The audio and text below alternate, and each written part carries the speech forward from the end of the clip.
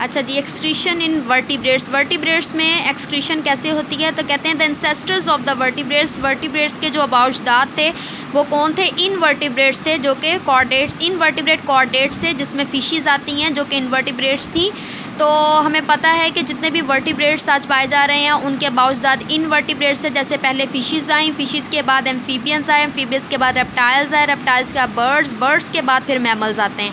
मतलब कि ये ऐसे चेन में चलता रहता है। तो invertebrates were the ancestors of the vertebrates, have the segmentally arrange excretory structure through out the body like the metanephridia in the earthworm. Earthworm में जैसे आपने मेटानेफ्रीडिया देखे हैं, इस तरह अर्थवर्म में कैसी बॉडी होती है? सेगमेंटेड बॉडी होती है। तो जितने भी इनवर्टिब्रेट्स थे, इनके जो एंसेस्टर्स थे वर्टिब्रेट्स के, वो सब में जो एक्सक्रीटरी स्ट्रक्चर्स थी वो सेगमेंटली अरेंज थी, जैसे आपने पीछे अर्थवर्म में देखी हैं। This character is well represented in the primitive vertebrate hog fishes. Hag fishes जो है, मैं आपका उसका एक्सक्रीटरी सिस्टम सेंड करती हूँ, वो ट्यूबुलर एक्सक्रीटरी सिस्टम है, ट्यूब्यूल्स की फॉर्म में है।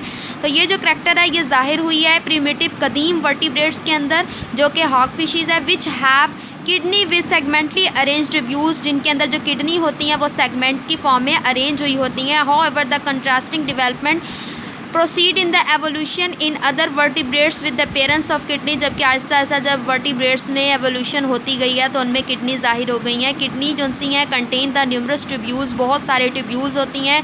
इस चैप्टर में हमने पूरा किडनी का मेन स्ट्रक्चर पढ़ना है, उसमें क्या क्या इसका मेन उसकी होती हैं, क्या क्या उसमें मेन स्ट्रक्चर्स होती हैं, सारा कुछ हमने पढ़ना है। नेक्स्ट हम यही पढ़ेंगे।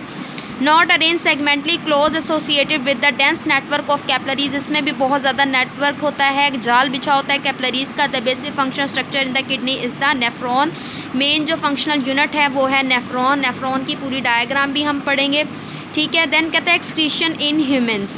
एक्सक्रीशन इन ह्यूमन्स में कैसे होती है? कहता है कि normal mechanism considering the chemical basis of the life and it's sustainability metabolic pathway, the generation of waste is primarily done at the metabolic level, कि जितना भी वेस्ट पैदा होता है वो ज़ाहिरी सी बात है मेटाबॉलिज्म के नतीजे में होता है। जैसे मैंने आपको बताया था कि कार्बोहाइड्रेट्स और लिपिड्स वगैरह की डाइजेशन होती है, मेटाबॉलिज्म होते हैं, तो उस दौरान कार्बन डाइऑक्साइड और वाटर बनते हैं। कार्बन डाइऑक्साइड को बाहर रिमूव कर दिया जाता है, वाटर को यूज़ कर लिया जाता है।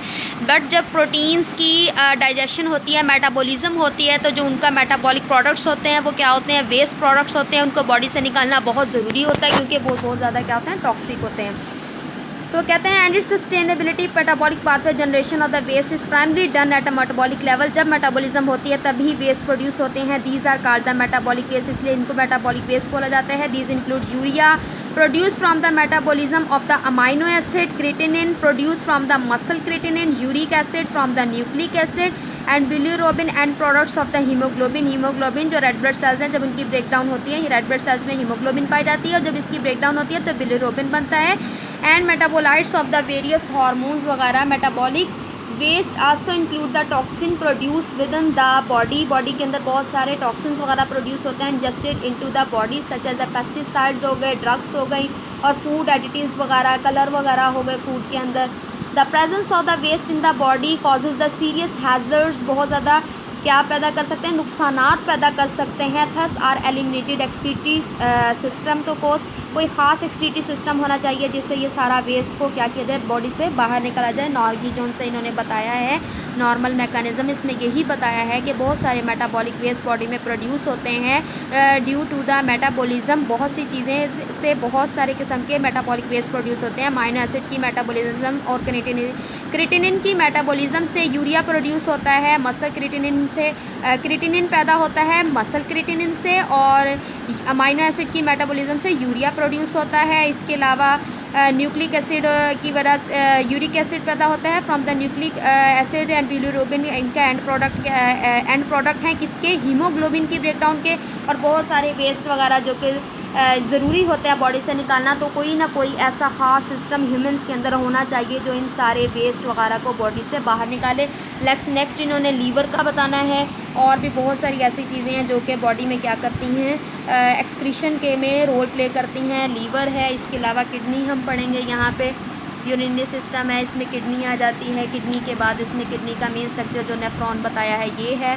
उसके बाद किडनी के क्या प्रॉब्लम्स हैं उसके बाद इन्होंने बताना है जी थर्मो रेगुलेशन वगैरह, ये नेक्स्ट है इसका, ठीक है। यहाँ तक इन्होंने सारा थर्मो रेगुलेशन से ऊपर तक बताना है कि एक्सक्रीशन कैसे होती है ह्यूमंस के अंदर।